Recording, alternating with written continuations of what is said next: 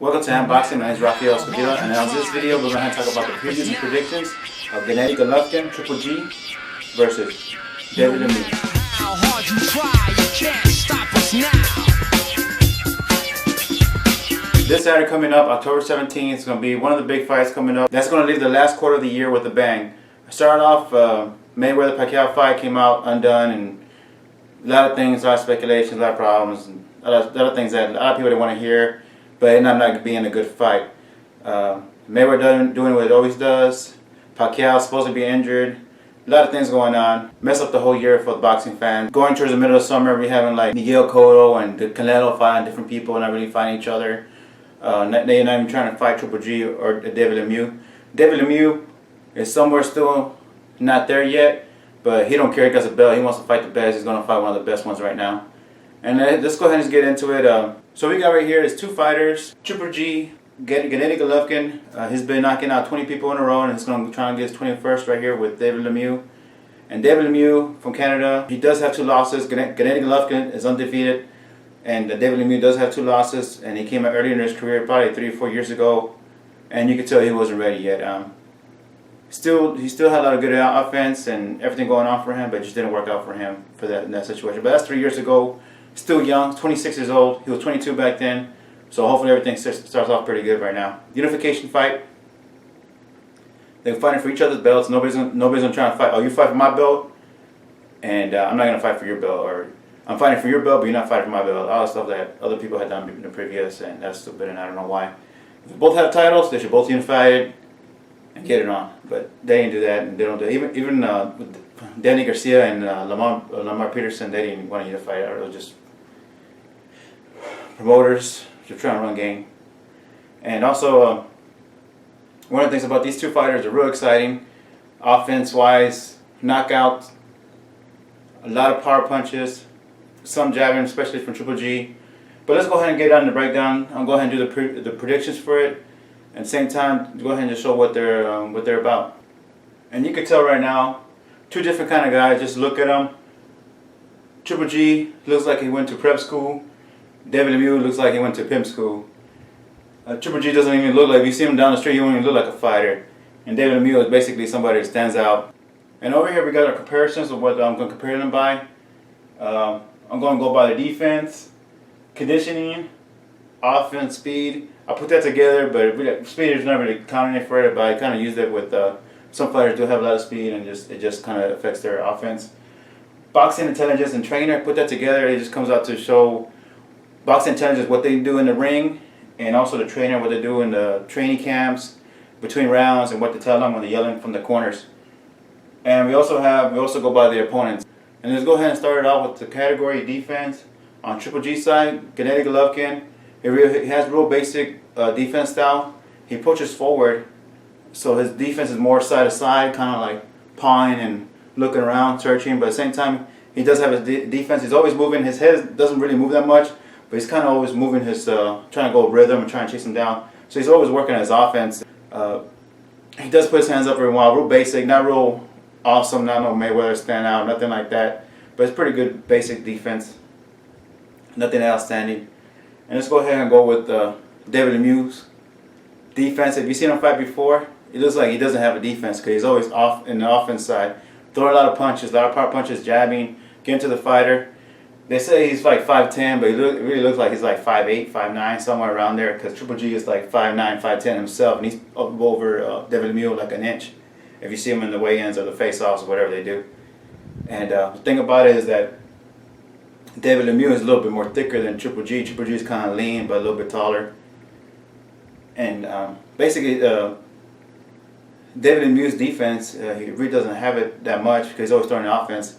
But when it gets down to it and he slows down, he does have real basic defense. He does get hit a lot. A lot of his opponents that he doesn't knock down, they come back in the middle of fights and give him more of a fight because he kind of lets himself get hit a lot. So in the defense category, the way I got winning other fights, it's basically the same. We didn't have a chance to look at Triple G's defense. Like I said before, like Willie Monroe hit him a couple of times, and he said he let himself get hit. But at the same time, that doesn't look good. I wouldn't want to be doing that. if I was Triple G. He's been dominating all of his fighters, so you can't really tell if it's true or not. At the same time, you see him fighting against Gabriel Rosado. One of the things I'll be doing is comparing them, talking about the way they fight against Gabriel Rosado, because that's the fighter that both of them have fought, and within a year difference, but at the same time, a lot of things that happen between Gabriel Rosado and these two fighters that it kind of not really precise. If they would have done it in the same year or something like that, it would probably be a little bit different. But one of the things is David Lemieux has improved since that fight, and Gabriel Rosado, you know, he's an opponent, man. He's not a real top tier guy, but he's there. And one of the things I'll say that on Triple G's defense, he did get held out by Gabriel Rosado, and when Lemieux was fighting Rosado, he was getting hit by him a lot too, which making him Gabriel Rosado get back in the match with David Lemieux. David Lemieux knocked him out. So, and let's go ahead and go to the conditioning of the fighters. And one of the things I could say, starting off right at the back, David Lemieux, if you see some of his fights, he's known to get tired because of the way he throws his offense. He throws a lot of punches, a lot of power punches, gets him worn out, and he's not a one-hitter quitter, but he does knock these fighters out. It's because of all the combinations of punches. Even though when he does knock them out, it's probably just a one punch, but it comes from a lot of punches that he done before, which did lead up to that. A lot of body punches too, like that with the taller fighters. But he does get tired and makes the opponents get back in the fight.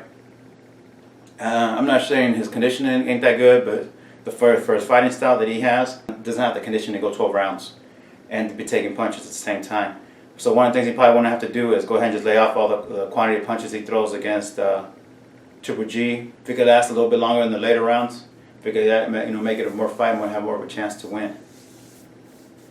Triple G's conditioning, there's nothing great, nothing spectacular, but at the same time, he always knocks out his fighters beforehand, and that's come to show he has good conditioning to be still hitting knockout punches, power punches, and knocking out fighters within 5 rounds. Shows great conditioning, great physique. I really don't know what they do in the training camps to condition themselves. I know Triple G goes to Big Bear, go train up there in the high climates. And I don't know exactly what he does, but I'm pretty sure within the fights he got more money, spend more money in his strength and conditioning, which able to improve better. So hopefully it goes to talk about the previous fights. He kind of I won't say doughy, but he got some more of a cut up physique now than he did before. That's David Lemieux, and that's because I'm pretty sure he's doing better in the training and conditioning. Going to the previous fights and what they had before, I get the conditioning to Triple G. Offense, speed. Go ahead and talk about Triple G's offense. He doesn't throw a lot, but he's more precise. He throws a lot of jabs. But one of the things he does when he throws his jabs is he got an awkward style. I don't know if you remember Kazazu, the way he used to use his left hand to throw hooks and jabs. But he kind of like has it up here, and he kind of when the fighter comes right next to him, he chucks it down and makes it a hook, and it's kind of awkward. And he does a lot of knockouts like that. And it also looks like he's going over the fighter's guard, and he just tagging him in, just getting him down. That's how he's able to do it. But because of that, he's able to also throw a strong jab. And if you see, sometimes he'd be knocking these fighters back just with one single jab, because it's almost like a hook. And then sometimes he could change midway and just throw a jab. So all that power comes in and just kind of like hurts their opponents a little bit. Triple G's offense does look a little bit basic. With all that power and precision he got going on for him, it kind of elevates him in a little different way. And I won't say it's superb, it's perfect, it's awesome, and something like that, but it is kind of weird how he does that hook. And he be setting up that hooks ready for a knockdown, just looking for it, just bam. It's weird, man. I don't know how he does that, but yeah, that little skinny dude can knock some people out at 160 pounds. I remember back in the days when 160 pounds, people were like 6 foot tall, 6'1". These guys are like 5'9", 5'10". They're probably even 5'8". I'm not sure, man, but David Lemieux doesn't look that tall. And one most important thing about Triple G's offense is his power punching and his knockouts, his KOs. 20 in a row. Gonna try and make it 21. Don't know for sure, but all the fight fans wanted KO out of this fight, and it doesn't matter. It could be either way. That's the reason why people can pay for this pay-per-view fight. Gennady Golovkin never had a pay-per-view fight, but his first one. Hopefully they don't try and charge us so much. Like Mayweather Pacquiao, and even Mayweather's second, even the fight that Mayweather had afterwards, it was too expensive. So hopefully they keep it around the $55 range. Either way, it's really going to be worth it if you're a real boxing fan and you just want to see it. On the other side, on the offense, from David Lemieux, you got high volume punching power. Starting off from the beginning, he throws a lot of jabs. He gets to the fighter, starts popping up the jabs. He always comes to the hooks. He throws his rights. He throws a lot of combination. He's always going towards the fighter. It looks like that he don't stop. Probably around the third, fourth round, he does get kind of tired, so he doesn't get it early. He doesn't get it later on, but he's not really considered being a power puncher per se. But he does throw a lot of power punches. One of the things I do see what he does. I'm not sure. I just see him when he's tired or anything like that. But instead of locking his hooks with his body when he turns, he turns, then he throws, which is just using arm. By that time, he's already throwing so many punches, he already get tired. So you could tell he's not really the one-arm power puncher like Gennady Golovkin is. But he throws a lot of punches. It gets people tired, backs them up, wears them down, and he's able to get the KO. If it's under in the early rounds, later rounds, he can get him. But he does go to the body a lot, so that kind of helps him out. Especially all his opponents been a little bit taller than him. And David Lemieux does have some kind of speed when he does those punches. It's kind of hard to see how Triple G is going to respond. Looks like he's going to probably throw some jabs to push him away or anything like that. But one of the things that a lot of opponents do with David Lemieux, they wait for him to get tired or to him to throw stop-throwing combinations or get a second is to catch a breath for them to throw the offense. So it's kind of hard to see if Triple G is able to go ahead and just jab him when he's going at him like that and just trying to like box him straight toe-to-toe or just weather those punches out and then throw his offense. But he does have a lot of offense going from him. And then when he does kind of like get a second win, he does go again and does do the same thing over and over, which always gets him a knockdown. He always knocks down these guys in the first 3 rounds, but these guys get back up and he's able to knock them down another three rounds later. I mean, they might go 12 rounds and he might get a KO later on, but those punches do add up and they do end up affecting the fight. But just going by the previous fights that I've seen before, I think on the offense side I still go with Triple G because of his power punches, his one-hitter quitters, his strong jab, and also the precision of his fights. He's not a high percentage fighter like Mayweather. He does take his time. He waits his while and he stops. He don't just he's going at it like David Lemieux does. He does save his energy and try and get that KO, and that's probably what he's doing. Not throwing so many punches. Then we go to the category boxing intelligence trainer. I'm just going to go ahead and just tell you who wins out of this. Triple G basically wins this one off the back. Just trainer by itself. But I'll go ahead and just talk about David Lemieux's boxing intelligence and his trainer. I really don't know who his trainer is. He switched off trainers. You could tell David Lemieux still needed some work in the previous fights. But what helps him a lot is what he does in the ring. He does a lot of those punches. His offense is not working. I don't know what else a trainer can tell him to do to help him adjust. What he does in the ring is real basic, and that's okay. It's good, whatever. But at the same time, you gotta have that little extra edge of what you're doing and what's going on to make sure that you win the fight and make you stand out, make you be more different than other fighters. And I don't see him as that intelligent, technical fighter, but he does have a lot of offense, a lot of punching, so he's able to, do real good against other fighters. Well, let's go ahead and then with Triple G side, Abel Sanchez, he got like 14 world champions under his belt, silver medalist, Olympian, real good boxing skills. I won't say great, but they're real good, real basic. And one of the things about it, when you hear people say basic boxing, sometimes some people might take it as a bad thing, but it's fundamentals. It's what works. That's what's called basic.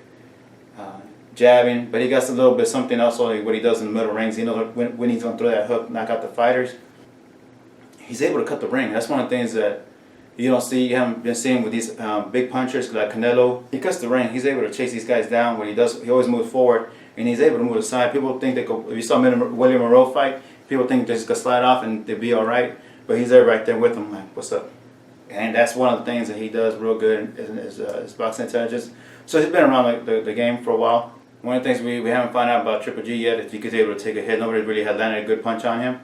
So let's see what happens later on. But he probably did get dazed once, twice, but not to the one that it changed the fight or anything like that. He says he might let himself get hit. I don't know if that's smart or not, or just to say get the fans entertained. Abel Sanchez, like I said before, 14 world champions under his belt. Probably more, man. I don't know, but he got a real good resume of fighters that he trained, and that's why boxing intelligence and trainer goes to Triple G. And opponents, it all comes out to the opponents that fight. They might look real good fighting nobodies. They might look real bad fighting top 10 fighters, and that's how you find out who they are.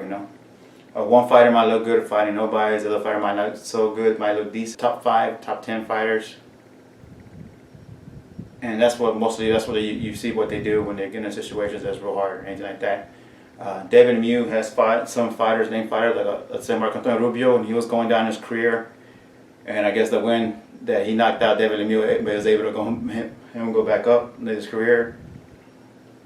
But Triple G fought him, and he knocked him out in the second round. So it really tells you what kind of level they're fighting they are. But at the same time, that was a long time ago for David Lemieux, so that's 3 years ago. Hopefully he got his training right. He got, I think he changed trainers. I can't remember since that fight, but his condition is good. Changed it up.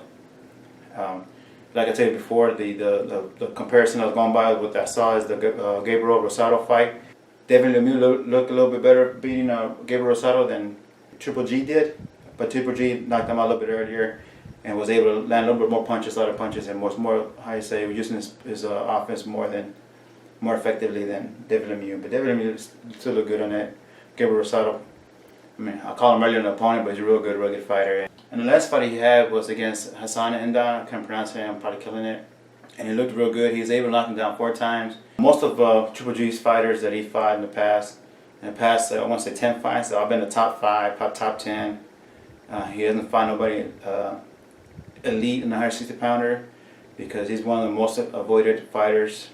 They'll talk a lot of trash saying he's not good, but they still want to fight him because they're scared they might lose. They're scared they don't want to get enough. They won't get that much money. But he's just an avoided fighter because they're not guaranteed to win. And that's one of the things they want to do. And you got to always be thinking you want to fight the best, but these people don't want to do it. But these two guys are going to think they're going to fight the best. Triple G's probably not thinking David Lemieux is the best. David Lemieux's thinking he's one of the best ones. And they both think they're great. So at least we get that out of the way. And David Lemieux, you know, he even though he's still he's still not proven to be up there, I think it's going to be a pretty good fight. With that conclusion, I'm going to go ahead and just tell you who the winner is going to be. Kind of already give it away because you already have defense. They're saying conditioning, Triple G boxing intelligence, Triple G opponents, better opponents that fought before is Triple G. So who's going to win? And you know it, David Lemieux. Nah, it's going to be Triple G is going to win. I'm guessing he's going to win a 10-round KO. Not because David Lemieux can't take a punch. I just think Triple G has better boxing intelligence. He's able to put those heavy punches to work and land a lot. And I'm kind of being generous. I ain't gonna lie. I probably think Triple G is gonna actually knock him out 8 rounds, but hopefully I'm giving David Lemieux a little bit more credit, and hopefully he's gonna be conditioned right. He's gonna have a little bit more defense going on for him, and this boxing style that he has does give a lot of his fighters a lot of problems. But they're able to get it back in the fight when David Lemieux gets tired and he was trying to get a second win and take a breather. But at the same time, I think that's when Triple G's going to be more effective and he's going to get problems with David Lemieux. It's going to hurt him later on. I'm not saying it's going to walk over David Lemieux, but it's going to be a real good fight. They both go forward because Triple G hasn't get knocked down and David Lemieux has. Both of them got the same kind of defense. I do see both of them getting hit a lot. Even Triple G, so if it's true or not, Triple G, if that he gave other opponents a chance to hit him, to make it more of a fight. Hopefully they don't do it with David Lemieux because David Lemieux will take advantage of it because if one punch comes in, we already know the second or third, fourth punch will be right there, right behind it. So hopefully Triple G kind of like tightens up his defense on that. Just be aware of what's going on, and he should get that win within 8 rounds, but I'm going to go 10 rounds and try and get a benefit down to David Lemieux. Hopefully he does a little bit better. And hopefully the fight helps out end of the year, end of the quarter of the year with a bang. We got Canelo versus Miguel Cotto happening also in the next month. And we got Timothy Bradley, Brandon Rios. We had a lot of things going on end of this year, which is making it a little bit better year than expected after the May fight. The May 5th fight and also Mayweather fight. I think this is right in the middle of everything that's going on in boxing towards the end of the year. And hopefully it helps that out, get whatever comes out of this. The winner's supposed to be fighting the winner of the Canelo and Cotto fight. And I think it'll be Triple G. In the next video, I'll go ahead and see who's the winner of Gennady and Miguel Cotto. If you haven't checked it out yet, check out my top 5 fighters, pound for pound. And that's going by, I did this back in June 2015, so I'll go ahead and do it again. Beginning of this year, end of this year, we'll see how everything goes, and hopefully it'll change a little bit. What's going on right now for the pound for pound fighter. And these are the fighters that have been active. So and you don't see Rigondeaux, you don't see Andre Ward on it because they haven't been fighting for a while. And that's one of the reasons they're not going to be on the top fighters. So I already gave you two fighters that are not going to be on it. Go check it out and go ahead and leave the link below. Leave your comments. And thank you for unboxing again. And if you like, please like, subscribe, and leave me any comments to discuss, talk trash, call me a retard or whatever.